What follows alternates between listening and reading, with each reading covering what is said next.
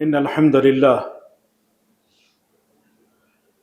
نحمده ونستعينه ونستغفره ونعوذ بالله من شرور أنفسنا ومن سيئات أعمالنا.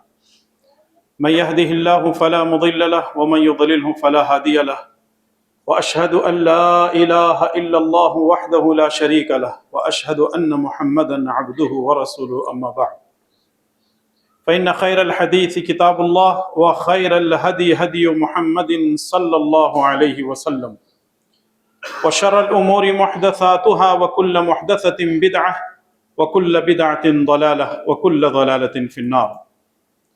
فأعوذ بالله السميع العليم من الشيطان الرجيم من همزه ونفخه ونفثه. بسم الله الرحمن الرحيم. يا أيها الذين آمنوا اتقوا الله حق تقاته ولا تموتن إلا وأنتم مسلمون. يا أيها الناس اتقوا ربكم الذي خلقكم من نفس واحدة وخلق منها زوجها وبث منهما رجالا كثيرا ونساء، واتقوا الله الذي تساءلون به والأرحام إن الله كان عليكم رقيبا. يا أيها الذين آمنوا اتقوا الله وقولوا قولا سديدا يصلح لكم أعمالكم ويغفر لكم ذنوبكم، ومن يطع الله ورسوله فقد فاز فوزا عظيما. أعوذ بالله السميع العليم من الشيطان الرجيم. وإن يمسسك الله بضر فلا كاشف له إلا هو، وإن يمسسك بخير فهو على كل شيء قدير. عن أبي هريرة رضي الله تعالى عنه قال قال رسول الله صلى الله عليه وسلم: لا عدوى ولا طيرة ولا هامة ولا سفر. متفق عليه. رب اشرح لي صدري ويسر لي أمري واحلل عقدة من لساني يفقهوا قولي. اللهم انفعنا بما علمتنا وعلمنا ما ينفعنا وزدنا علما. آمین یا رب العالمین. ہر قسم کی حمد و ثنا، بڑائی اور بزرگی اسی اللہ وحدہ لا شریک لہ کے لیے لائق و زیبا ہے، جو ساری کائنات کا تنہا مالک ہے. اس کی ذات میں کوئی شریک نہیں، وہ اول سے ہے اور آخر تک رہے گا. اللہ احد، اللہ الصمد، لم یلد ولم یولد ولم یکن لہ کفوا احد. درود و سلام ہو تمام نبیوں پر، خصوصاً میرے اور آپ کے پیارے نبی امام الانبیاء والمرسلین جناب محمد الرسول اللہ صلی اللہ تعالی علیہ وسلم کی ذات مقدسہ پر. اللہم صل وسلم وبارک وسلم علی نبینا محمد وعلی آلہ وصحبہ اجمعین. حاضرین گرامی قدر، بزرگوں، نوجوان دوستوں، پردہ نشین خواتین اسلام، مائی اور بہنیں،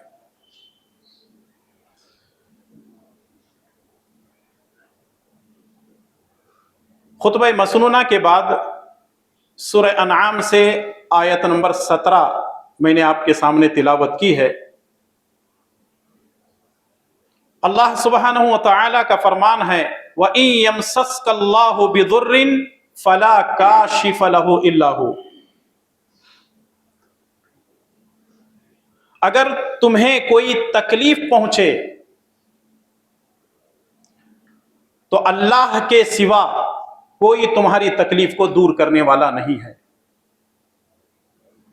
وَإِن يَمْسَسْكَ بِخَيْرٍ، اور اگر تمہیں کوئی بھلائی پہنچے، فَهُوَ عَلَى كُلِّ شَيْءٍ قَدِيرٌ، تو وہ ہر چیز پر قدرت رکھتا ہے. اس سے ہمیں یہ بات معلوم ہوتی ہے کہ خیر اور شر کا مالک اللہ تبارک و تعالی ہے، نفع اور نقصان کا مالک اللہ تبارک و تعالی ہے، بھلے اور برے کا مالک اللہ تبارک و تعالی ہے. یہ بات ہمیں قرآن کریم کی آیات سے اور پیارے نبی جناب محمد الرسول اللہ صلی اللہ علیہ وسلم کی تعلیمات سے معلوم ہوتی ہے. لیکن اگر آج مسلمانوں کو دیکھا جائے اور مسلمانوں پر ایک نظر دوڑائی جائے تو مسلمان دین سے دور ہونے کا یہ نتیجہ ہے کہ انہوں نے فلاں اور فنا کو نفع اور نقصان کا مالک بنا دیا ہے. فلاں چیز کی وجہ سے نفع ہوتا ہے، فلاں کی وجہ سے نقصان ہوتا ہے. کسی مہینے کو، کسی ہفتے کو، کسی دن کو، کسی رات کو، کسی گھڑی کو اور کسی سال کو وہ یہ سمجھتے ہیں کہ اس کی وجہ سے ہمیں فائدہ ہو سکتا ہے، اس کی وجہ سے ہم کو نقصان بھی ہو سکتا ہے. جبکہ اللہ تبارک و تعالی واضح طور پر یہ بیان کر دیتا ہے کہ نفع اور نقصان کا مالک اللہ تعالی ہے، خیر اور شر اللہ تبارک و تعالی کے ہاتھ میں ہے. اگر بات سمجھ میں نہ آئی ہو تو اور کھل کر کے میں آپ کے سامنے پیش کرنا چاہتا ہوں، کیونکہ یہ معاملہ عقیدے سے تعلق رکھتا ہے. ہم چونکہ غیر مسلموں کے ساتھ، ہمارے برادران وطن ہندوؤں کے ساتھ رہتے ہیں، ان کے ساتھ اٹھنا بیٹھنا چلنا پھرنا، ہمارا کھانا پینا ہے، کاروباری لائن سے جڑے ہوئے ہیں، کچھ لوگ نوکریاں کرتے ہیں.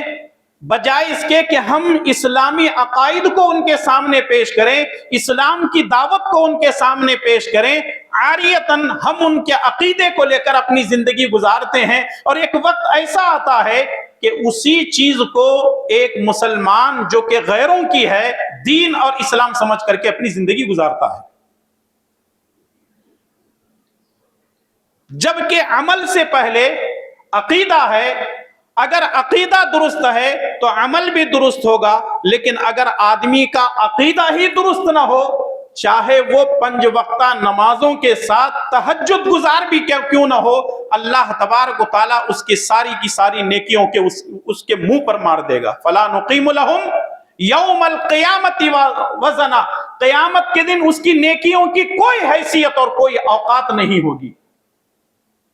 کیونکہ جو آدمی اللہ کو ہی نہیں جانتا، اللہ کو ہی نہیں مانتا اور پیارے نبی صلی اللہ علیہ وسلم کی اطاعت اور آپ کی اتباع اور پیروی ہی نہیں کرتا، پھر ایسے اعمال کی اللہ تعالیٰ کو کوئی بھی ضرورت نہیں ہے. ماہ سفر کا مہینہ جیسے ہی آتا ہے تو مسلمان یہ سمجھتے ہیں کہ یہ مہینہ منحوس ہے. سفر کے مہینے کو عام طور پہ منحوس سمجھا جاتا ہے اور اس سے جڑی ہوئی بہت ساری باتیں ہمارے معاشرے کے اندر موجود ہیں. تو آئیے ہم یہ سمجھنے کی کوشش کرتے ہیں، آیا یہ سفر کا مہینہ واقعی میں منحوس ہے؟ اللہ تعالیٰ اس کے بارے میں کیا کہتا ہے اور پیارے نبی جناب محمد الرسول اللہ صلی اللہ علیہ وسلم کا کیا فرمان ہے؟ کتاب و سنت کی روشنی میں کچھ باتیں میں آپ کی خدمت میں پیش کروں گا. اللہ تعالیٰ مجھے اور آپ تمام کو اپنے عقیدے کی اصلاح کر لینے کی توفیق نصیب فرمائے، آمین. صحیح بخاری اور صحیح مسلم کے حوالے سے ایک حدیث میں نے آپ کے سامنے پیش کی ہے. راوی حدیث مشہور صحابی رسول سیدنا ابو ہریرہ رضی اللہ تعالیٰ عنہ ہیں. وہ کہتے ہیں کہ رسول اللہ صلی اللہ علیہ وسلم نے فرمایا، لا عدوى ولا طیرۃ ولا ہامۃ ولا سفر. اور دیکھیے یہ چاروں چیزیں عقیدے سے جڑی ہوئی ہیں، اور یہ جو چاروں چیزیں آپ کے سامنے بیان کی جائیں گی، 1400 سال پہلے مکہ کے مشرکین یا عرب کے مشرکین کے اندر یہ غلط عقیدے پائے جاتے تھے. اللہ کے پیارے نبی صلی اللہ علیہ وسلم نے ان تمام عقیدوں کا رد اپنے احادیث سے کیا اور اپنے ارشادات مبارکہ کے ذریعے سے کیا. جب آپ بات کو آگے سمجھیں گے تو معلوم ایسا ہوتا ہے کہ وہی عقیدے جس کا اسلام سے، دین سے کوئی تعلق نہیں ہے، مسلمانوں کے اندر پایا جاتا ہے. ان میں سے پہلی چیز ہے لا عدوہ. اسلام کے اندر عدوہ نہیں ہے، اسلام کے اندر عدوہ نہیں ہے. سفر پہ انشاءاللہ تعالی اخیر میں بات ہوگی اور حدیث میں جو ہے اخیر میں اس کی وضاحت آئے گی انشاءاللہ تعالی. پہلی چیز ہے لا عدوہ. اسلام میں عدوہ نہیں ہے. اس کا مطلب یہ ہے کہ بیماری متعدی نہیں ہوتی. بیماری متعدی نہیں ہوتی. ابھی بھی بات سمجھ میں نہیں آئی. بیماری متعدی نہیں ہوتی کا مطلب یہ ہے کہ اگر کسی آدمی کو بیماری ہے، اس آدمی کی بیماری کسی اور کے اندر منتقل نہیں ہو سکتی. اگر اللہ چاہے تو منتقل ہو سکتی ہے. مثال کے طور پر اگر کسی آدمی کو بخار ہے، ہم اس کے پاس جائیں، اس کے پاس بیٹھیں، اس سے ملاقات کریں، اس کے ساتھ کھائیں پیئیں. اگر کوئی آدمی یہ عقیدہ رکھتا ہے کہ میں اس کے ساتھ بیٹھوں گا اور کھاؤں گا پیوں گا تو اس کی بیماری مجھے آ سکتی ہے. سب سے پہلی بات تو یہ ہے کہ یہ عقیدے کی خطرناک غلطی ہے، اور دوسرے معنی میں یہ شرکیہ باتیں ہیں. وجہ کیا ہے؟ بیماری بذات خود کسی کے اندر داخل نہیں ہوتی، بیماری اللہ تبارک و تعالیٰ دیتا ہے. جیسے صحیح بخاری اور صحیح مسلم کی ایک اور حدیث ہے، رسول اللہ صلی اللہ علیہ وسلم نے فرمایا لا عدوى ولا طیرۃ ولا حمۃ ولا سفر. تو ایک دیہاتی آیا جو اونٹوں کو چرایا کرتا تھا، اس نے کہا اللہ کے نبی صلی اللہ علیہ وسلم بیماری متعدی ہوتی ہے، جب اونٹوں کے ریوڑ میں سے کسی ایک اونٹ کو بیماری ہوتی ہے تو ہم اس ریوڑ میں سے اس اونٹ کو الگ کر دیتے ہیں تاکہ اس کی بیماری دوسرے اونٹوں کو نہ آئے. تو اللہ کے نبی صلی اللہ علیہ وسلم نے فرمایا فمن اعد الاول، یہ بتاؤ جب تم اس اونٹ کو الگ کر رہے ہو تاکہ تمہارے پورے ریوڑ کو وہ بیماری نہ لگ جائے، یہ بتاؤ کہ پہلے اونٹ کو بیماری کس نے دی؟ ظاہر ہے پہلے اونٹ کو بیماری اللہ نے دی، دوسرے اونٹوں کو بھی بیماری اللہ تعالیٰ ہی دے گا اگر اللہ تعالیٰ چاہے. یہاں یہ سمجھنے والی بات ہے بیماری کے اندر، ذرا غور کیجئے جملے پر، بیماری کے اندر اتنی طاقت نہیں ہے کہ ایک بیماری دوسرے کے اندر اپنی مرضی سے جائے. ہاں اگر اللہ چاہے تو دوسرے کے اندر بیماری کو منتقل کر سکتا ہے. ورنہ کووڈ کے اندر ہم نے دیکھا ہے کہ لوگ بغیر کسی ماسک کے، بغیر کسی چیز کے بیماروں کو لے کر کے ہاسپٹل گھوم رہے تھے. ماشاءاللہ وہ آج تک زندہ ہے، ان کو موت کیوں نہیں آئی؟ بذات خود بیماری کسی کو نہیں لگتی الا ماشاءاللہ، اللہ اگر چاہے تو کسی کو بھی بیماری آ سکتی ہے. ورنہ آپ دیکھیں ماں بیمار ہے، بچہ دودھ پی رہا ہے، بچہ بیمار ہے، ماں اپنے سینے سے لگا کر کے سو رہی ہے. ماں کی بیماری بچے میں، بچے کی بیماری ماں کے اندر کیوں منتقل نہیں ہوتی؟ کیونکہ بیماری اللہ تعالیٰ دیتا ہے. آپ جا کر کسی ہاسپٹل میں بیٹھے ہوئے ہیں، ڈاکٹر صاحب سب مریضوں کو دیکھ رہے ہیں، 10-15 سب کے نمبر آ گئے، سب ڈاکٹر دیکھ کر کے بھیج رہے ہیں. ایک آدمی کونے میں بیٹھا ہوا ہے، کہتا ہے ڈاکٹر صاحب سب کو آپ دیکھ رہے ہیں، مجھے کیوں نہیں دیکھ رہے ہیں، چیک اپ کیوں نہیں کر رہا ہے؟ بابا میں ہاتھ نہیں لگا سکتا کیونکہ تیری بیماری میرے اندر آ سکتی ہے. تو اگر آپ کے ساتھ یہ معاملہ ہو تو آپ کیا کہیں گے؟ ڈاکٹر صاحب پاگل تو نہیں ہوئے آپ، سارے لوگوں کو دیکھ رہے ہیں اور مجھے کیوں نہیں دیکھ رہے ہیں؟ میری تشخیص ہونی چاہیے، ڈائگنوز کرو نا کچھ بیماری کیا. تو بتانے کا مقصد یہ ہے کہ لا عدوى، بیماری کسی کے اندر اپنی مرضی سے منتقل نہیں ہوتی، بیماری دینے والی ذات اللہ تبارک و تعالیٰ کی ہے. دوسری چیز ہے ولا طیرہ، اسلام کے اندر طیرہ نہیں ہے. بلکہ اگر آپ اس حدیث کو سامنے رکھیں، صحیح الجامع کی روایت ہے، اللہ کے پیارے نبی صلی اللہ علیہ وسلم نے فرمایا الطیرۃ شرک، الطیرۃ شرک، الطیرۃ شرک. یہ طیرہ جو ہے یہ بدگمانی شرک کے درجے پر ہے. بدگمانی کیا ہے؟ شرک کے درجے پر ہے. اس کا مطلب یہ ہے کہ لا عدوى اسلام میں متعدی بیماری نہیں ہے، ولا طیرہ اسلام کے اندر بدگمانی نہیں ہے. یا جس کو آپ یوں کہیں، بدگمانی یہ لفظ میری زبان سے غلطی سے نکل گیا، جس کو ہم کہتے ہیں بدشگونی نہیں ہے. جیسے آپ ہندوؤں سے سنتے ہوں گے، ہمارے بھائیوں سے، شگن اپشگن. ایک ہے شگن جس کو شگونی کہتے ہیں، اور دوسرا ہے اپشگن جس کو بدشگونی کہا جاتا ہے. اسلام کے اندر طیرہ نہیں ہے، اسلام کے اندر بدشگونی نہیں ہے. اچھا، یہ جو طیرہ لفظ بنا ہوا ہے طائرتن سے بنا ہے، طائرہ کہتے پرندے کو، اسی سے بنا ہوا ہے بدشگونی. اس کے پیچھے راز کیا ہے؟ مفسرین لکھتے ہیں اور شارحین حدیث لکھتے ہیں کہ عربوں کو اگر کسی کام کاج کے لیے جانا ہوتا، کسی کاروبار کے لیے، شادی بیاہ کے لیے، اور بھی کسی کام کے لیے اگر اپنے شہر کو چھوڑ کر دوسری جگہ جانا ہوتا تو وہ سب سے پہلے کیا کرتے؟ ایک پرندہ ہاتھ میں لیتے، پرندے کو ہاتھ میں لیتے، اور خاص کر کے ذکر آتا ہے کہ کبوتر کو لیتے، وہ لے کر کے آسمان کی طرف اچھالتے۔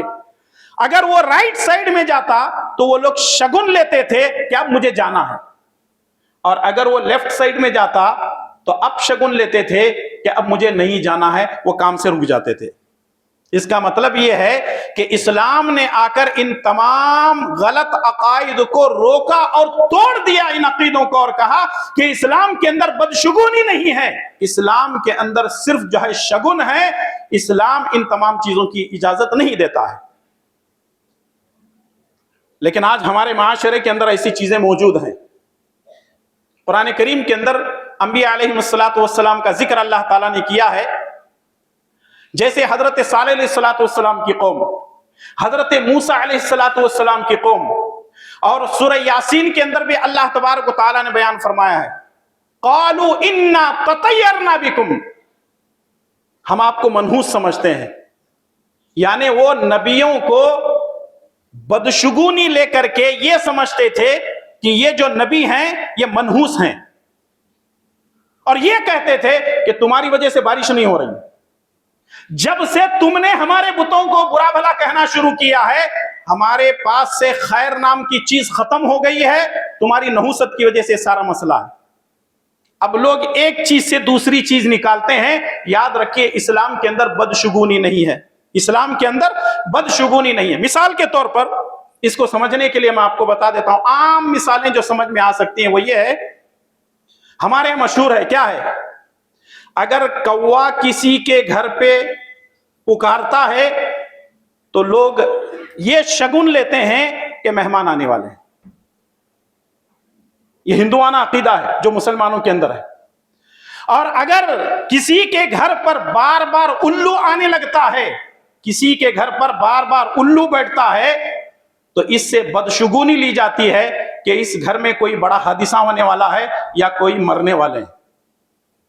دیکھا آپ نے، کوا اگر بیٹھتا ہے تو مہمان آنے والے ہیں، الو اگر بیٹھتا ہے تو کوئی حادثہ ہونے والا ہے۔ اب آپ اندازہ لگائیں مسلمانوں کے یہ عقیدے کہاں سے آئے؟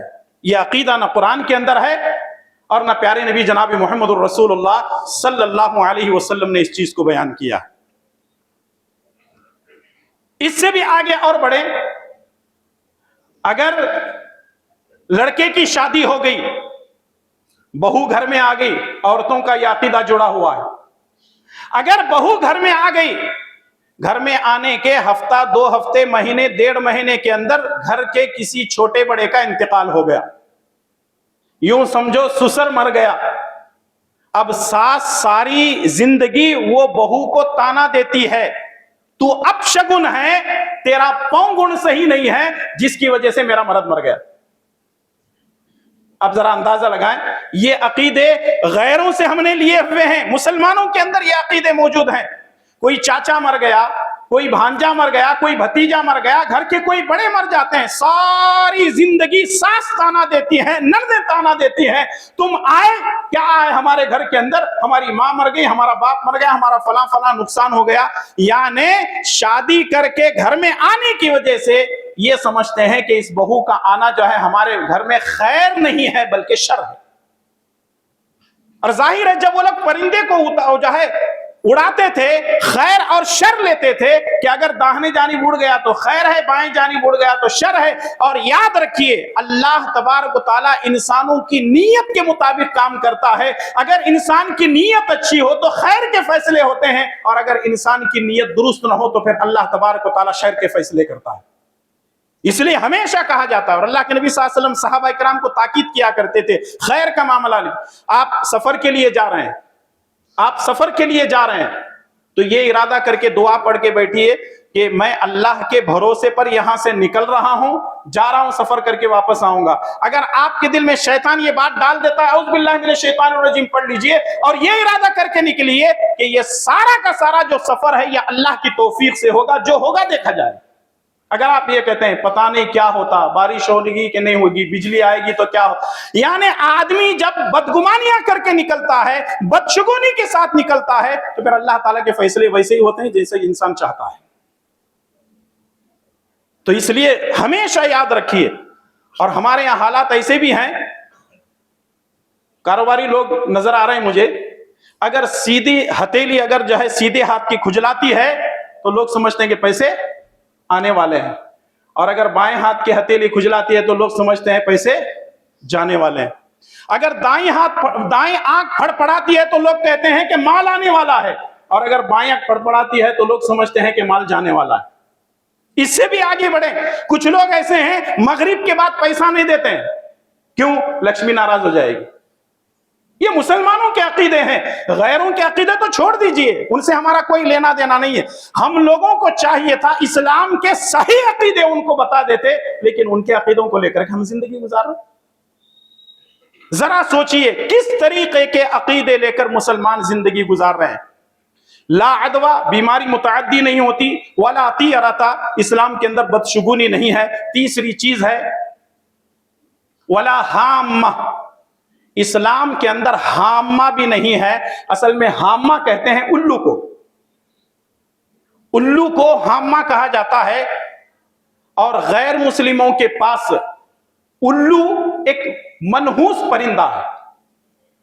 جیسا کہ میں نے شروع میں کہا, اگر کسی کے گھر پہ بار بار بیٹھ رہا ہے تو اس سے بدشگونی یہ نکالی جاتی ہے کہ یہ پرندہ منحوس ہے, اس گھر کے اندر کوئی نہ کوئی بڑا حادثہ ہونے والا ہے, کوئی آدمی مرنے والا ہے, اور انہی کی نیتوں کے مطابق اللہ تبارک و تعالیٰ فیصلے بھی کر دیتا ہے. جبکہ یاد رکھیے نحوست پرندوں میں نہیں ہے, نحوست کسی مہینے میں نہیں ہے, نحوست کسی زمان و مکان میں نہیں ہے, نحوست انسان کے ذہن و دماغ میں ہے, نحوست ان کی بدعمالیوں میں ہے, نحوست ان کے عقیدے میں ہے. اس لیے عقیدہ اگر درست ہوگا تو نحوست خود بخود نکل جائے گی. عام طور پہ کچھ لوگ یہ سمجھتے ہیں اگر یہ گھر سے نکلا, سارا دن کام نہیں ہو رہا ہے, اور اپنے دوستوں سے ذکر کرتا ہے فلاں جگہ گیا تھا یار کام نہیں ہوا, دوسری جگہ گیا وہاں بھی کام نہیں ہوا, تیسری جگہ گیا کام نہیں ہوا, تو لوگ بولتے ہیں آج کس کی شکل دیکھ کر کے اٹھا تھا. یعنی یہ سمجھتے ہیں کہ اگر کسی اچھے آدمی کی شکل دیکھیں گے تو کام اچھا ہوگا, اگر کسی بھلے آدمی کی شکل نہیں دیکھیں گے تو کام بھلا ہونے والا نہیں ہے. فاعل خیر اللہ تعالیٰ ہے, کسی انسانوں کی شکلوں سے آپ کیوں جوڑ رہے ہیں اس کو؟ خیر اور شر کا مالک اللہ تبارک و تعالیٰ ہے. اگر ہم ان چیزوں کو کسی سے جوڑتے ہیں تو اس کا مطلب یہ ہے کہ سیدھے سے یہ شرکیہ چیزیں ہیں اور ڈائریکٹ ہمارے عقیدے پر مار پڑ رہی ہے, کاری ضرب لگ رہی ہے. تو اس لیے آدمی کو سب سے پہلے وہ توبہ کرے اور پھر اللہ کی ذات پر بھروسہ کرے, کیونکہ اللہ تبارک و تعالیٰ یہ سب کچھ کرنے والا ہے. سمجھنے کے لیے ایک واقعہ میں آپ کو بیان کر دیتا ہوں.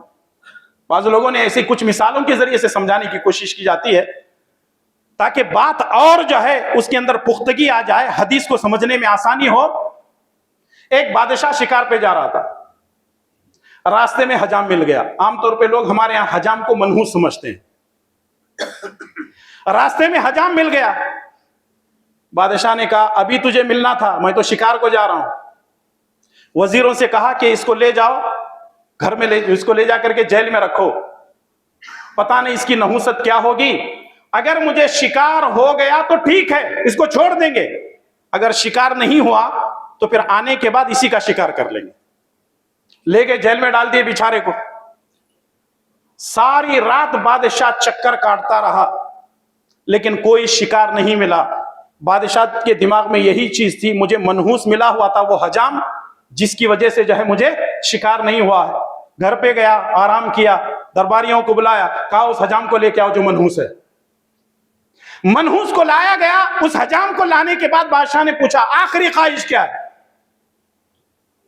بولے اب آخری خواہش لے کر کے کروں کیا, اب تو تم نے مجھے مارنا ہی مارنا ہے, بس ایک ہی بات کہوں گا. بولے کیا بات ہے بول. وہ حجام کہنے لگتا ہے بادشاہ سلامت, ویسے بھی یوں بھی میری جان جانے والی ہے, میں یہ کہنا چاہ رہا ہوں وہ یہ ہے کہ آپ نے مجھے دیکھا, آپ کو شکار نہیں ہوا, آپ نے مجھے دیکھا لیکن آپ ساری رات گھومتے رہے, آپ کو شکار نہیں ہوا, میں نے آپ کو کیا دیکھا کہ میں قتل ہو رہا ہوں. بادشاہ فوراً وزیر سے کہتا ہے کہ اس کو یہاں سے بھگا دو, یہاں سے نکال دو. کیوں؟ اس کی نحوست سامنے آ رہی ہے بادشاہ کی. بادشاہ کہتا ہے کہ فوراً ہٹا دو یہاں سے. تو بذات خود کسی کے اندر نحوست نہیں ہوتی. آپ نے دیکھا ہوگا ہمارے یہاں جو کیلنڈر بنتے ہیں، اگر آپ نے آج تک نہیں دیکھا ہو تو آج جانے کے بعد دیکھ لیں. کیلنڈروں پہ لکھا ہوا تھا قمر در عقرب. اصل میں یہ عربی اور فارسی کا کمبینیشن ہے. قمر در عقرب کیا مطلب ہے اس کا؟ قمر در عقرب کا مطلب یہ ہے کہ چاند جو ہے وہ بچھو کی شکل اختیار کر چکا ہے، اس لیے اس رات میں یا دن میں 24 گھنٹے میں یا اتنے دنوں میں کوئی کام بھلا ہونے والا نہیں ہے، کیونکہ قمر در عقرب ہے اور یہ منحوس وقت ہے، اس میں کوئی بھلا کام ہونے والا نہیں ہے. ذرا آپ سوچیں، غور کریں، سارے دن اللہ کے ہیں، ساری راتیں اللہ کی ہیں، سارے جو ہے گھنٹے اللہ کے ہیں، منٹ اللہ کا ہے، سیکنڈ اللہ تبارک و تعالی، سب کچھ اللہ تعالیٰ کا ہے، اور یہ انسان کہتا ہے کہ اس کے اندر نحوست ہے. بذات خود کسی چیز کے اندر نحوست نہیں ہوتی، انسان کے عقیدے کے اندر نحوست ہوتی ہے. یہ بدعقیدگی ایسی چیز ہے جس کا کوئی علاج نہیں ہے سوائے اس کے یا آدمی وہ جاہل ہو کر کے مر جائے یا پھر اپنے عقیدے کو درست کر لے. اور الحمدللہ ثم الحمدللہ بڑے یہ جو ہے تحدیث نعمت کے ساتھ ہم کو یہ کہنا پڑتا ہے، الحمدللہ اہل حدیثوں کے ایسے عقیدے نہیں. ہم سے کوئی کہے رات کے 12 بجے نکلنا ہے، چلو نکل جائیں گے. دن کے 12 بجے نکلنا ہے، چلو نکل جائیں گے. لوگ کہتے ہیں کہ 12 بجے مت جاؤ، 12 بجے جاؤ گے تو تمہارے 12 بج جائیں گے، 13 کیوں نہیں بجیں گے؟ یہ لوگوں کی ذہنیت ہے. کوئی وقت برا نہیں ہوتا، کوئی وقت برا نہیں ہوتا. ہاں، جو ہماری مقدر میں لکھا ہوا ہوتا ہے وہ ضرور ہوتا ہے. مقدر کا لکھا مٹتا نہیں آنسو بہانے سے، مقدر کا لکھا مٹتا نہیں آنسو بہانے سے. جو ہونا ہے وہ ہو کر رہے گا کسی بہانے سے. تو اس لیے تمام چیزوں کو اللہ تعالیٰ سے جوڑیں، اللہ تبارک و تعالیٰ ہی سب کچھ کرنے والا ہے. تو 3 چیزیں آگے، آخری بات سفر کی ہے. پہلی چیز لا عدوہ، بیماری متعدی نہیں ہوتی. دوسری چیز ہے ولا طیرہ، یعنی اسلام کے اندر بدشگونی نہیں ہے. ولا ہامہ، اسلام کے اندر نحوست نہیں ہے. چوتھی اور آخری چیز ہے ولا سفر، اسلام میں سفر نہیں ہے. اس کا مطلب یہ ہے کہ اسلام کے اندر سفر سے متعلق جو عربوں کے اندر برائیاں موجود تھیں، بدعقیدگی موجود تھی، پیارے نبی جناب محمد الرسول اللہ صلی اللہ علیہ وسلم نے اپنے ارشادات مبارکہ کے ذریعے سے واضح کر دیا کہ سفر کا مہینہ منحوس نہیں ہے، جیسے آج بھی سفر کے مہینے کو منحوس سمجھا جاتا ہے. سفر کے مہینے میں نیا گھر نہیں بنانا، یا سفر کے مہینے میں نئے گھر میں داخل نہیں ہونا، سفر کے مہینے میں نیا کاروبار یا تجارت شروع نہیں کرنا. کیوں نہیں کرنا؟ کیونکہ یہ سفر کا مہینہ ہے. اور ویسے بھی 13 تیزی بہت مشہور ہے، سنا ہوگا آپ نے. 13 تیزی کہتے ہیں، 1 تاریخ سے لے کر 13 تاریخ تک، اس کو کہتے ہیں 13 تیزی. یہ تو اتنے منحوس دن ہیں، اس کے اندر کوئی چیز کرنا بھی نہیں. ٹھیک ہے، مان لیتے ہیں کاروبار نہیں کرنا، نئے گھر میں نہیں جانا، نیا گھر نہیں بنانا، کچھ بھی نہیں کرنا. ایسا کرو نا، اگر یہ 1 سے 13 تاریخ تک کوئی بچہ پیدا ہوتا ہے تو گھر میں لے کے نہیں جاؤ، کیونکہ یہ 13 تیزی میں پیدا ہوا منحوس ہے. کسی نالے میں پھینک کر کے چلے جاؤ. پھینکو گے؟ واہ، میٹھا میٹھا ہپ ہپ، کڑوا کڑوا تھو تھو. جو اپنے کو اچھا لگا وہ دن، جو آپ کو برا لگا وہ دن نہیں ہے. یہ مسلمان ہیں دن دیکھ کے شرمائے یہود، وضع میں تم ہو نصارا اور تمدن میں ہنود. یہ مسلمان ہیں جنہیں دیکھ کے شرمائے یہود. یہ عقیدے لے کر کے مسلمان جیتا ہے جس کا تعلق نہ قرآن سے ہے اور نہ پیارے نبی جناب محمد الرسول اللہ صلی اللہ علیہ وسلم کی تعلیمات سے. علامہ ابن کثیر رحمۃ اللہ علیہ نے سفر کے تعلق سے عربوں کے اندر جو 3 عقیدے پائے جاتے تھے اس کو انہوں نے بیان کیا. ابن کثیر رحمۃ اللہ علیہ بیان فرماتے ہیں سفر ایک بیماری ہے، آدمی کھاتا جاتا ہے، اس کا پیٹ نہیں بھرتا. دوسرا یہ ہے سفر ایک ایسی بیماری ہے، کسی آدمی کے پیٹ میں سانپ یا جو ہے بچھو ہوتا ہے، جس کی وجہ سے آدمی جتنا مرضی کھاتا ہے اس کو بھوک کا ہی احساس ہوتا ہے، اس کا پیٹ کبھی نہیں بھرتا. اور تیسرا عقیدہ ان کا یہ تھا ابن کثیر رحمۃ اللہ علیہ فرماتے ہیں سفر المکان، یعنی ان کے گھر خالی ہو جاتے تھے۔ کیسے خالی ہوتے تھے؟ 4 مہینے حرمت والے ہیں، ایک ہے رجب کا مہینہ، پھر اس کے بعد ذی القعدہ، ذو الحجہ اور محرم، یہ جو 3 مہینے ہیں لگاتار آتے تھے، ذو القعدہ، ذو الحجہ اور محرم، پھر اس کے بعد سفر شروع ہوتا تھا۔ تو یہ ذی القعدہ، ذی الحجہ اور محرم کے اندر یہ لوگ کاروبار وغیرہ نہیں کرتے تھے، اور جیسے ہی سفر کا مہینہ آتا تو یہ لوگ کاروبار کے لیے نکل جاتے تھے، اسی لیے کہا جاتا تھا سفر المکان، اسی مناسبت سے اس کو کہا گیا ہے سفر کا مہینہ۔ جو بھی عقیدے عربوں کے اندر پائے جاتے تھے، لیکن وہی چیز آپ دیکھ لیں مسلمانوں کے اندر پائے جاتے ہیں کہ سفر کے مہینے کے اندر وہ نہیں کرنا، یہ نہیں کرنا، اور 13 تیزی بھی بہت زیادہ مشہور ہے۔ اتنا ہی نہیں بلکہ اسی مہینے کے اندر ایک اور چیز بھی ہوتی ہے، اور وہ بھی بہت مشہور ہے، آخری ایام ہے اور آخری چہار شنبہ بھی آنے والا ہے۔ سفر کے مہینے میں آخری چہار شنبہ آنے والا ہے، اور آخری چہار شنبے کو آپ دیکھ لیں، مجھے ایسا معلوم ہوتا ہے یہ آخری 4 شنبہ اب اس کے بعد آنے والا نہیں۔ کیسی بدعقیدگی ہے مسلمانوں کی کہ 4 شنبے کو انہوں نے نام رکھا ہے آخری چہار شنبہ، اور آخری 4 شنبے کے تعلق سے بہت ساری غلط باتیں جڑی ہوئی ہیں۔ اور یاد رکھیے، جو چیزیں کتاب و سنت میں نہیں ہیں وہ ایریے کے حساب سے بدل جاتی ہے۔ بات سمجھ رہے ہیں؟ جو چیزیں کتاب و سنت میں ہیں دنیا کے کسی بھی کونے میں آپ چلے جائیں وہ ایک ہی رہیں گی، لیکن جس کا کتاب و سنت سے کوئی تعلق نہیں ہے، مثال کے طور پر گلبرگہ ہے، یہاں کے لوگوں کی الگ جو ہے بدعقیدگی ہوگی، حیدرآباد چلے جائیں وہاں یہ چیز بدل جائے گی، یہاں سے آپ پھر بنگلور چلے جائیں وہاں بدل جائے گی، یہاں سے آپ دوسرے شہر چلے جائیں، یعنی ایریا وائز برائیاں ہوتی ہیں، بدعقیدگی ہوتی ہے۔ اسلام نے یہ تعلیم دی ہے دنیا کے کسی بھی کونے میں چلے جاؤ قرآن اور سنت کی باتیں ایک ہی ہوتی ہیں۔ اب آپ دیکھ لیں یہ جو آخری چہار شنبہ ہے، ہر جگہ کی ایکٹیویٹیز اور وہاں کی جو رسم و رواج ہیں وہ الگ الگ ہیں۔ آخری چہار شنبے کو لوگ کیا کرتے ہیں؟ خوب بریانی کھانا اور فلاں بنا لیتے ہیں، بنا کر کے کہاں جاتے ہیں؟ پارکوں میں جاتے ہیں، یا اگر ان کے جو ہے فارم وغیرہ ہیں، کوئی کھیتی باڑی وغیرہ ہے، باغ بغیچہ ہے، تو وہاں جاتے ہیں، کہتے ہیں کہ یہ آخری چہار شنبہ ہے۔ رسول اللہ صلی اللہ علیہ وسلم آخری چہار شنبے کو سفر کے مہینے میں بیماری سے صحت یاب ہوئے تھے، تو آپ صلی اللہ علیہ وسلم ہریالی کھندلنے کے واسطے گئے تھے، اس واسطے ہم بھی جاتے ہیں۔ کھندلنا سمجھتے ہیں نا؟ یہ تو دکنی زبان ہے، سب سمجھتے ہیں آپ لوگ۔ تو ذرا آپ سوچیں اور غور کریں، آخری چہار شنبے کو مسلمانوں نے کھانا پینا شروع کر دیا ہے اور یہ سمجھتے ہیں کہ نبی کریم صلی اللہ علیہ وسلم بیماری سے صحت یاب ہوئے تھے۔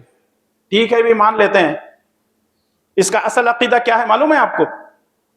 اس کا اصل عقیدہ یہ ہے، بعض شارحین حدیث نے یہ لکھا ہے، آخری چہار شنبے کو رسول اللہ صلی اللہ علیہ وسلم کی طبیعت بگڑی تھی، یہودی خوشی منائے تھے، اور وہ یہودیوں نے مسلمانوں کے اندر ایسا وہ چیزیں شیعوں کے اندر آ گئی، اور وہ شیعوں سے سنیوں کے اندر آ گئی، اور ہمارے سنی بھائی جو ہے یہ سارے کام کر رہے ہیں، اور یہ غلط عقیدہ ہے جو مسلمانوں کے اندر چل رہا ہے۔ بعض شارحین حدیث میں پوری وضاحت اس کی۔ ذرا سوچیں اور غور کریں، اور آپ کو معلوم ہونا چاہیے کہ ایک یہودین عورت جو رسول اللہ صلی اللہ علیہ وسلم کو جس نے گوشت کے ران میں، ایک ران کے گوشت میں ران کے اندر زہر ملا کر کے کھلایا تھا، رسول اللہ صلی اللہ علیہ وسلم کھانے کے لیے بیٹھے ہوئے تھے، ایک صحابی 2-4 لقمے کھا لیے، تھوڑی دیر کے بعد زہر کی وجہ سے ان کا انتقال ہو گیا۔ رسول اللہ صلی اللہ علیہ وسلم ایک لقمہ کھائے تھے، جبرائیل فوراً آیا اور کہا اللہ کے دوسرا لقمہ آپ منہ میں لے جانا چاہ رہے تھے، جبرائیل نے کہا اللہ کے نبی ہاتھ روک لیجئے، کیونکہ اس عورت نے اس کھانے کے اندر، بکری کے اس ران کے اندر زہر ملا دیا ہے۔ جب آخری وقت تھا نبی کریم صلی اللہ علیہ وسلم کا، اما عائشہ رضی اللہ تعالیٰ عنہ فرماتی ہیں میرے سینے کے درمیان میرے نبی کا سر تھا، اور حلق کی طرف اشارہ کر کے نبی صلی اللہ علیہ وسلم کہہ رہے تھے اے عائشہ، اس یہودی عورت نے جو کھانے کے اندر زہر ملایا تھا اس کی گرمی کو میں اپنے حلق کے اندر محسوس کرتا ہوں۔ ذرا سوچو اور غور کرو، ایک طرف نبی کریم صلی اللہ علیہ وسلم بیمار ہو رہے ہیں، سفر کے مہینے میں آپ بیمار ہوئے، ربیع الاول کے مہینے کے اندر رسول اللہ صلی اللہ علیہ وسلم کی وفات ہوئی، اور یہاں اس طریقے سے خوشیاں منائے جا رہے ہیں، اور یہ سمجھتے ہیں کہ اس سے جو ہے آخری چہارشم میں ہم نبی کی محبت میں کر رہے ہیں۔ میرے بھائیو اور دوستو، یہ یہودیوں کی باتیں ہیں، یہ جاہلانہ عقیدے ہیں جو مسلمانوں کے اندر پائے جاتے ہیں۔ اچھا، ایک اور چیز بھی مشہور ہے کہ اس آخری جو ہے چہارشنبے کے اندر یا سفر کے مہینے کے اندر، اس مہینے کی نحوست سے اگر آپ بچنا چاہتے ہیں، چنے ابال کے کھاؤ۔ اب آپ سوچ رہے ہیں کہ مولانا کہاں سے سارا پھٹارا اٹھا کے لائے ہیں، کہاں سے کھول رہے ہیں، یہ آپ کے لوگ بتاتے ہیں۔ مولانا یہ چیزیں ہیں، دیکھو سفر کے مہینے میں اسی ماحول میں ہم جی رہے ہیں، اور یہی عقیدے جو ہے اور بھی بہت ساری چیزیں ہیں۔ ان تمام باتوں سے ہمیں یہی چیز ثابت ہوتی ہے کہ ایک بات اچھی طرح یاد رکھیں، کوئی سال منحوس نہیں ہوتا، کوئی مہینہ منحوس نہیں ہوتا، کوئی ہفتہ منحوس نہیں ہوتا، کوئی دن کوئی رات منحوس نہیں ہوتا، کوئی گھڑی کوئی وقت کوئی سیکنڈ منحوس نہیں ہوتا، کیونکہ یہ ساری چیزوں کا نظام اللہ تعالیٰ کے ہاتھ میں ہے، فاعل خیر اللہ تعالیٰ ہے۔ تو اس لیے ہمیشہ اللہ تعالیٰ سے خیر کی امید رکھیں۔ اور وہ آخری حدیث بہت طویل ہے، صحیح بخاری اور صحیح مسلم کی روایت ہے، اللہ کے پیارے نبی صلی اللہ علیہ وسلم فرماتے ہیں کہ 70,000 لوگ میری امت کے بغیر حساب و کتاب کے جنت میں جائیں گے۔ کتنے؟ 70,000 لوگ میری امت کے بغیر حساب و کتاب کے جنت میں جائیں گے۔ ان کی 4 خوبیاں ہوں گی۔ پہلی بات تو یہ ہے کہ وہ رقیہ نہیں کرتے تھے، جھاڑ پھونک نہیں کرتے تھے، اور دوسری چیز وہ ولا یقطعون، آگ کے ذریعے سے جلانے کے ذریعے سے علاج نہیں کرتے تھے، اور تیسرے نمبر پر بدشگونی نہیں کرتے تھے، اور چوتھے نمبر پر وہ لوگ اللہ کی ذات پر بھروسہ کرتے تھے۔ وَمَن يَتَوَكَّلْ عَلَى اللَّهِ فَهُوَ حَسْبُهُ، اور جو اللہ کی ذات پر بھروسہ کرتا ہے تو اللہ تعالیٰ اسی کا ہو جاتا ہے۔ تو اس لیے میرے بھائی اور دوستو، میری مائی اور بہنیں، اگر آپ کے عقیدے اس تعلق سے، حالانکہ یہ 4 ہی باتیں آپ کے سامنے آئی ہیں حدیث کے حساب سے، یہ مہینہ کوئی منحوس نہیں ہے، دوسرے مہینوں کی طرح یہ فضیلت والا مہینہ ہے، اس میں عبادت کیجئے، جم کر کے اللہ تعالیٰ کو یاد کیجئے، نمازوں کی پابندی کیجئے، اور اپنے غلط عقیدوں کو درست کر لیجئے، اور یاد رکھیے اگر یہ جو 4 چیزیں جو آپ کے سامنے پیش کی گئی ہیں، اگر اسی عقیدے پر کسی آدمی کی موت ہو جاتی ہے، اسی غلط عقیدے پر کسی آدمی کی موت ہو جاتی ہے، تو پھر یاد رکھیے ویسا آدمی مشرک بن کر کے مرتا ہے اور بد عقیدگی کے ساتھ مرتا ہے۔ انہی چند باتوں کے ساتھ اپنی بات کو ختم کرنے سے پہلے میں سب سے پہلے اپنے آپ سے اور آپ تمام سے یہی گزارش کروں گا کہ دین کو سب سے پہلے سمجھیں، پڑھیں، سیکھیں، پھر اس کے بعد عمل کریں اور اپنے عقیدوں کو درست کر لیں۔ اللہ تعالیٰ مجھے اور آپ تمام کو، ہر مسلمان کو، اللہ اور اس کے رسول صلی اللہ علیہ وسلم کی تعلیمات پر اپنی زندگی گزارنے کی توفیق عطا فرمائے۔ اے اللہ تعالیٰ ہمیں توحید کی زندگی نصیب فرما۔ اے اللہ توحید کو سمجھنے کی توفیق عطا فرما۔ اے اللہ شرک سے بچنے کی توفیق عطا فرما۔ اے اللہ بدعات، رسم و رواج سے ہم سب کی حفاظت فرما۔ اے اللہ پیارے نبی صلی اللہ علیہ وسلم کی اطاعت کرنے، آپ صلی اللہ علیہ وسلم کی پیروی کرنے، آپ کی سنتوں پر اپنی زندگی گزارنے کی توفیق عطا فرما۔ اے اللہ ہمیں جو بیمار ہیں ان کو شفاء کاملہ عاجلہ عطا فرما، جو پریشان حال ہیں ان کی پریشانیوں کو دور فرما۔ اے اللہ حلال کھانے کی توفیق عطا فرما۔ اے اللہ حرام سے بچنے کی توفیق عطا فرما۔ اے اللہ تعالیٰ ہمارے مساجد و مدارس کی حفاظت فرما۔ اے اللہ ظالموں کے ظلم سے حفاظت فرما، شریروں کی شرارت سے، حاسدوں کے حسد سے، منافقوں کی منافقت سے ہم سب کی حفاظت فرما۔ اے اللہ جو لوگ مساجد و مدارس کی خدمت کر رہے ہیں، اے اللہ ان کو دنیا اور آخرت کی بھلائی نصیب فرما۔ اے اللہ اخلاص نیت کے ساتھ دین کی صحیح معنی میں خدمت کرنے کی توفیق عطا فرما۔ اے اللہ فلسطین کے مسلمانوں کی حفاظت فرما۔ اے اللہ فلسطین کے مسلمانوں کی حفاظت فرما۔ اے اللہ فلسطین کے مسلمانوں کی حفاظت فرما۔ اے اللہ تبارک و تعالی وہاں کے مردوں، عورتوں، بچوں کی حفاظت فرما۔ اے اللہ یہودیوں کے لیے تو کافی ہو جا، اور اے اللہ یہودیوں کے لیے تو کافی ہو جا۔ اے اللہ تبارک و تعالی ہم تمام کو ساری زندگی تیری بندگی کرنے کی توفیق عطا فرما، جب تک ہمیں زندہ رکھ، اسلام پر زندہ رکھ اور خاتمہ بالخیر فرما۔ آمین یا رب العالمین۔ ربنا تقبل منا انک انت السمیع العلیم۔ سبحان ربک رب العزة عما یصفون وسلام علی المرسلین والحمد للہ رب العالمین۔